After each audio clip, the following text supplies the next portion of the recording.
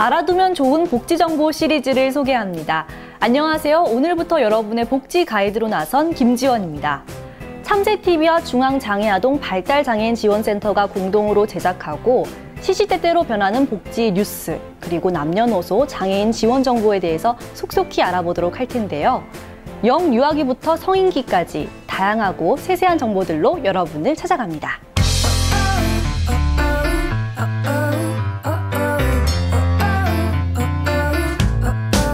네, 오늘 첫 시간에 맞춰서 영유아기 의료 지원에 대해서 알아보도록 할 텐데요. 저를 도와주실 전문가 선생님 모셔보도록 하겠습니다. 조혜희 선생님, 안녕하세요. 안녕하세요.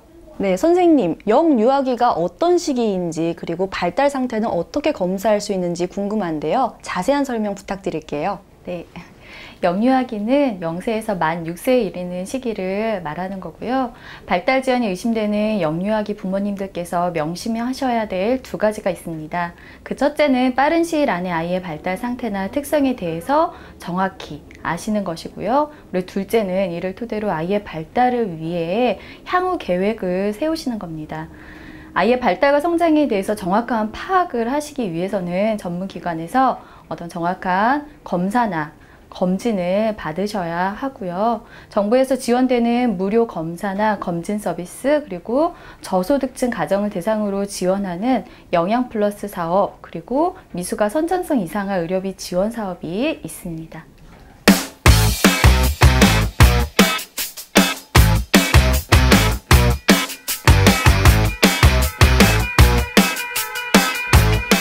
우리나라에서 태어나는 모든 신생아가 무료로 받을 수 있는 검사가 있습니다. 바로 선천성 대사 이상 검사인데요. 전 신생아를 대상으로 6종의 선천성 대사 이상 질환 선별 검사를 무료로 받을 수 있습니다.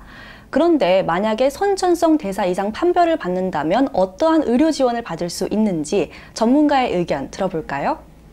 선천성 대사 이상 검사 시 해야 할 항목은 페닐케톤요증, 단풍단응요증, 호모시스틴요증, 갈락토스 혈증, 그리고 갑상선 기능 저하증, 선천성 부신과 형성증이 있는데요. 아이를 출산한 의료기관에서 이러한 거를 검사받을 수 있고, 만약 검사 결과 선천성 대사 이상 질환으로 진단이 되면 관련된 특수 조제 분유와 의료비, 그리고 저단백식품 등에 대한 지원을 제공받으실 수가 있습니다. 그렇지만 질환 유형에 따라 각자의 지원 내용이 다르기 때문에 기타 자세한 내용은 주소지의 보건소나 보건복지 콜센터 129에 문의하시면 좋을 것 같습니다. 네, 보다 자세한 사항은 보건소나 복지 콜센터에 문의하시면 되겠습니다. 다음으로 신생아 조기 검사가 꼭 필요한 항목이 한 가지 더 있습니다. 바로 난청인데요. 난청은 조기에 발견할수록 재활치료에 빠르게 돌입할 수 있고 성장하면서 겪게 되는 언어 장애, 사회 적응 등 다양한 문제를 최소화시킬 수 있다고 합니다. 저소득층을 대상으로 출생 후 1개월 이내의 신생아에게 보건소에서 청각 선별 검사비를 지원하고 있는데요. 누가 무엇을 어떻게 지원받을 수 있는지 궁금하네요. 네. 신생아 청각선별 검사는요, 기초생활수급권자나 의료급여 수급권자, 그리고 최저생계비 200% 이하 가정에 지원이 가능하고요. 그리고 소득이 어떤 지원 대상의 기준이 되실 수 있습니다. 네, 그러면 지원 내용과 이용 방법을 알려주세요. 네. 신생아 청각선별 검사비를 지원받으실 수 있고요. 재검사 판정 시에는 난청 확진 검사비를 지원받으실 수 있습니다. 네, 검사 유형 중에 일부인 ABR 검사는 본인 부담금이 있습니다. 거주지 관할 보건소에서 쿠폰을 신청하시고요. 산부인과, 소아청소년과, 이비인후과에서 청각 선별 검사를 받으신 후에 관련 쿠폰과 검사 결과를 보건소에 제출하시면 됩니다. 생후 4개월부터 6세 미만의 자녀를 두신 분이라면 영유아 건강검진을 기억해 주는 것이 좋다고 하는데요. 이 영유아 건강검진은 아이의 발달 상태뿐만 아니라 보호자에게 연령대에 맞는 건강교육도 알려주는 프로그램이라고 합니다. 이러한 건강검진이 중요한 이유가 있다고 하는데요. 네, 일반적으로 영유아 건강검진은 성장평가, 발달평가, 건강교육 등의 3단계로 진행이 됩니다. 특히 발달평가에서는 운동, 언어, 사회성, 인지, 시각, 청각 능력을 관찰해서 발달 장애와 관련된 증상을 확인할 수 있게 되는데요. 스스로 자신의 몸 상태에 대해 표현하기가 어려운 영유아 시기에는 눈에 띄는 확실한 증상이 없는 이상 부모가 알아채기 힘들기 때문에 꾸준한 정기적인 발달 영유아 점검이 꼭 필요하다고 생각됩니다. 네, 그러면 검사 결과 발달 장애가 의심된다면 정밀 검사가 필요할 것 같은데요. 이에 대한 의료 지원은 어떻게 되나요? 네, 발달 장애가 의심되실 수도 있는데요. 그 전에 영유아 건강검진 시기에 대해서 알려드려야 할 것 같습니다. 영유아 건강검진은 총 7차례에 걸쳐서 이루어지는데요. 그 시기는 다음과 같습니다. 1차는 생후 4개월에서 6개월, 2차는 생후 9개월에서 12개월, 3차는 18개월에서 29개월, 4차는 30개월에서 36개월, 5차는 42개월에서 53개월, 6차는 54개월에서 65개월, 7차는 66개월에서 71개월이고요. 구강검진은 3차, 5차, 6차에 3차례에 걸쳐서 무료로 받으실 수 있습니다. 정해진 기간 안에 받아야 무료 혜택을 받으실 수 있고요. 적합한 시기에 맞게 검사를 받아야 보다 정확한 결과를 얻으실 수 있다는 점 유의해 주시기 바랍니다. 근데 만약 정밀 검사 필요 대상이 될 경우에는 검사비를 지원받으실 수 있으세요. 의료급여, 수급권자나 차상위 계층은 최대 40만 원까지 지원이 가능하시고요. 건강보험료 하위 30% 이하 가정의 영유아는 최대 20만 원까지 검사비를 지원받으실 수 있습니다. 건강보험공단 건강인사이트에서 영유아 검진에서 활용하는 문진표 그리고 검진 기관 등에 대한 세부 정보를 확인하실 수 있습니다. 검사와 검진뿐만 아니라 영유아를 위한 의료비 지원 정책도 있다고 하는데요. 장애 예방과 건강 증진을 위한 복지 정보 알아볼까요?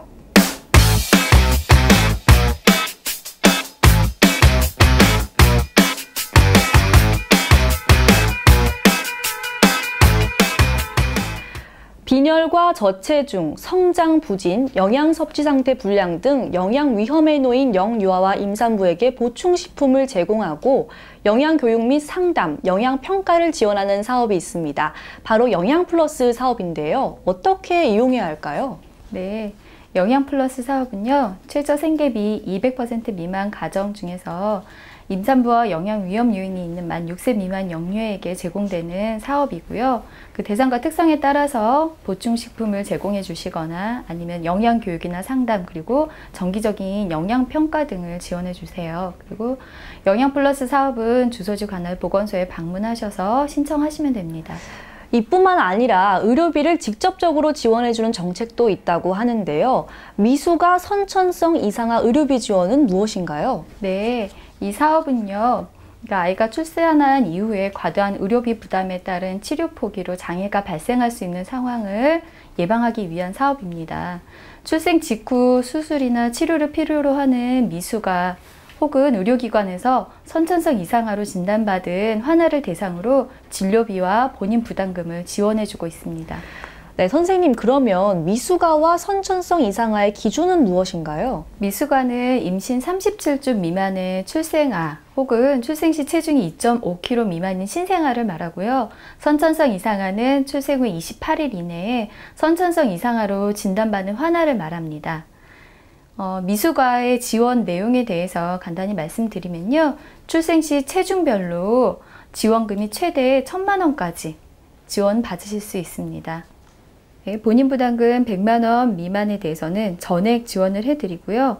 100만 원 초과 그리고 500만 원 이하에 대해서는 본인 부담금 100만 원과 본인 부담금을 제외한 금액에 대해서 80% 지원 금액을 산정하여 추가 지원해 드립니다.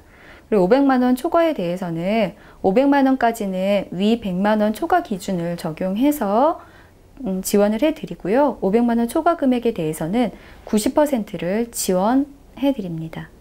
그러면 선천성 이상화를 위한 지원은 어떻게 되나요? 네, 선천성 이상화에 대해서는 출생 후 6개월 이내에 수술이나 치료를 위해 발생한 비용 중에 본인 부담금을 지원받을 수 있고요. 퇴원일로부터 6개월 이내에 주소지 관할 보건소에 신청하시면 됩니다.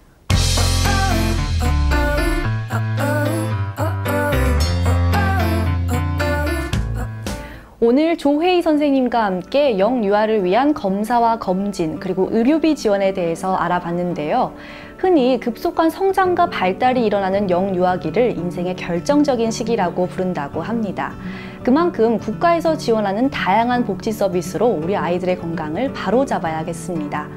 보다 자세한 정보는 건강인사이트, 국가건강정보 포털, 중앙장애아동 발달장애인 지원센터에서 참고하시면 됩니다. 오늘 나와서 설명해주신 조회희 선생님 진심으로 감사드립니다. 다음 시간에 보다 유익한 정보로 찾아뵙도록 하겠습니다. 지금까지 아나운서 김지원이었습니다.